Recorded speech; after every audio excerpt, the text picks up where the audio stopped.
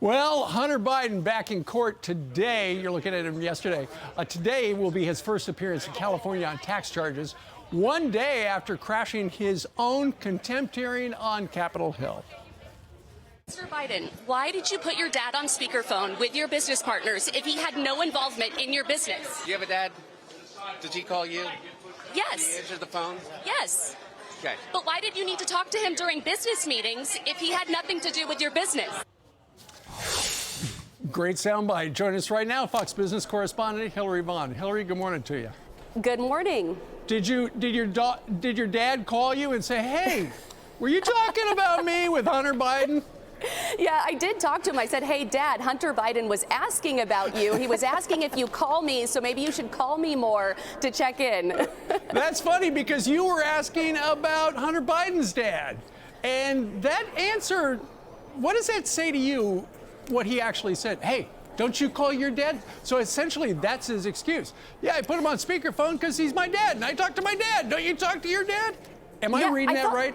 Yeah, I actually thought what he said was very newsy if you think about it, because this is really the first time we've seen Hunter Biden on camera admit that he did in fact have his dad on speakerphone during these business meetings. Up until this point, this is information that we got from his ex-business partner from a closed-door deposition, because he didn't deny it when I asked about it. Instead, he defended it and basically acknowledged that it was his dad, Joe Biden, at times calling in, because his response to me was basically he's just answering his dad's phone call. Right, exactly.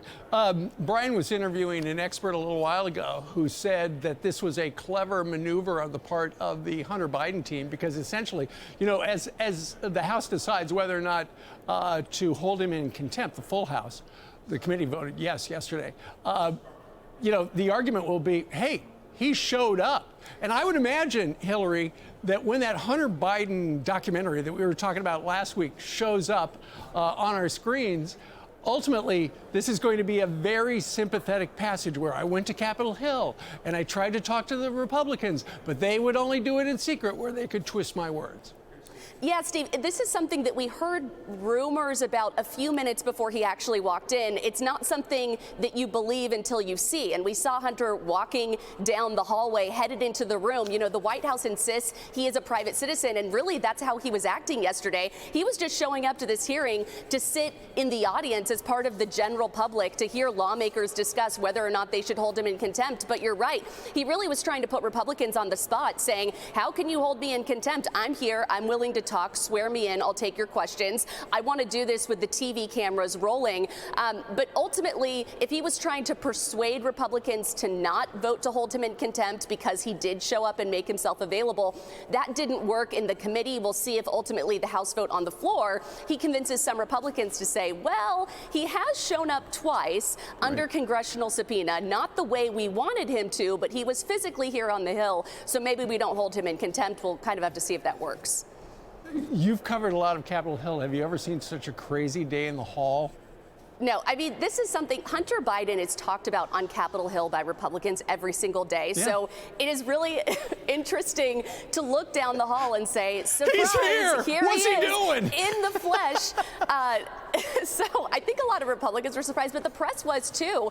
We were all scrambling. I mean, you could see we were swarming him around all sides. So I don't know if he expected the circus when he got here, but he certainly got one. Well, you are the only reporter he talked to, so congratulations, Thank you. Hillary.